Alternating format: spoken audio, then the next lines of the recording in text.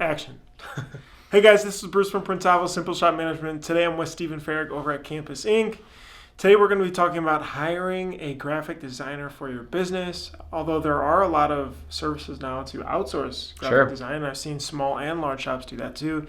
So maybe we can chat a little bit about that. So you guys have one on staff graphic designer? One full-time designer and then a couple like ancillary that help us out. When do you know that it's a good time to hire a graphic designer? When you're spending more than a couple hours a day on artwork, artwork is like a bottleneck in your business. So the second you can outsource that or delegate it to someone else, it allows you to sell. So once you're doing more than a couple hours a day of artwork, you've gone too far. You definitely need to have someone doing that for you. Is the graphic designer also handling the approvals? Yeah. So they're the ones taking all the customer's information, either creating new art, reproofing, creating the official proofs, sending them to the customers, naming out the Pantones, the ink colors that we're going to be using, and making sure all those approvals are perfect. So it's their job to deliver jobs ready to go to press. How do you find a graphic designer? Well, it's important that, there's different types of graphic designers out there, and it's important that someone understands separations or understands kind of vector work a little bit. If they're a completely raster artist and they're really talented at Photoshop and they can do tons of cool things, that doesn't necessarily mean they're going to be good for your shop, because in screen printing it's really important that they understand layers and how to use knocking things out and trapping. I always look for like production speed over necessarily creativity when I'm hiring my first graphic designer. Obviously they're artists, so they do want to create, they want to put their touch on everything, but at the same time you've got shirts that need printed, and it's important that you get artwork in and out as quickly as possible. So I always will give them a project and say, hey, redraw this for me, and I'll see how they're using different tools. Do they know how to use the pen tool properly? When is it appropriate to trace? When do they need to create original artwork? Or when do they say, that's out of my league, I should find someone else to do it? I think a big thing for us is when our artists know how to say, stop, this is out of my scope of what I'm supposed to do. Because if they look at an order and it's a 12, 24 piece order and they're doing 2 or 3 hours worth of artwork, it's a waste of their time. So it's important that you have someone that has a little bit of wit and common sense to know when they're supposed to be really artists and when they're supposed to keep, the train moving. Have you ever had to let a graphic designer go? Nope.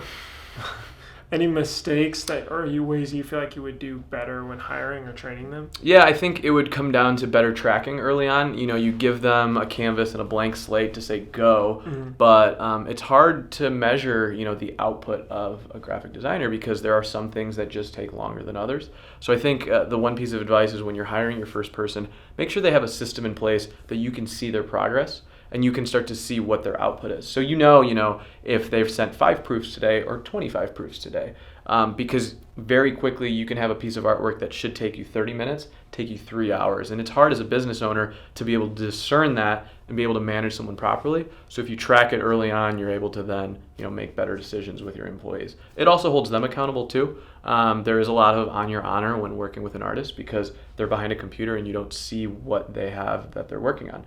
So it's your word versus them, and it's important to have a really, really good relationship. Otherwise, they can suck the time out of you.